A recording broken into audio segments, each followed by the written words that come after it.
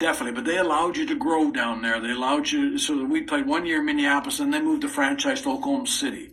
And that's what turned my whole career around because I was still a 6 team league.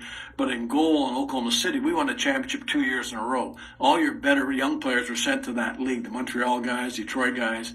But our goaltenders were Cheevers, Perrant, Favel. We had Goldsworthy, Pronovo, Cashman. We had good hockeys. We went into Boston and beat the Bruins in a preseason game, and so we won it 2 years. Glenn Sather and go on. We had a wonderful hockey club, and Dick Cherry and Harry Sinnen coaching us.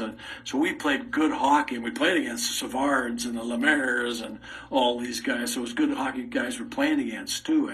So playing in the Central League at that time, even though it was a 6 team league, was great for us. Learn how to play the game. That was in Minneapolis. That was a Central League. But then we went to Oklahoma City. I mean, we were lucky. We had John Arbors there, Cashman was there. We were close knit.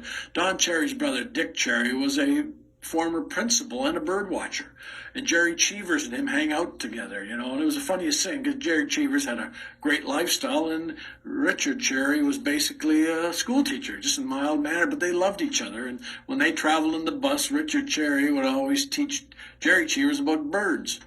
Well, we got into a game. There was a guy named George Connick who came out of Minneapolis, or out of Flin Flon, and he was brought in because he was tough. And he started running our guys, and he ran Jerry Cheevers in Oklahoma City. And we were intimidated by Connick. He was a tough guy. And Dick Cherry lost it, and he was a black belt, almost choked the man to death. Tears were coming out of his eyes. And Jerry Cheevers had to finally get on top of her. He says, Richard, I'm okay.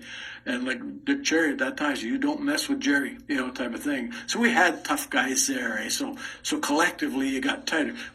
I lived with Glenn Sather. He was the original rat. I mean, he badmouthed everybody. He was the original trash talker. And he'd start more fights. And so as a team, we grew together. We all stuck together. We were lucky. We had a good bunch of guys, could fight, could play hockey, could stop the puck. But every one of those teams in the Central League, that was all your up-and-comers. Your Detroit guys, Montreal, Toronto guys, and Tulsa. So we all fought and we stuck together, every one of those teams.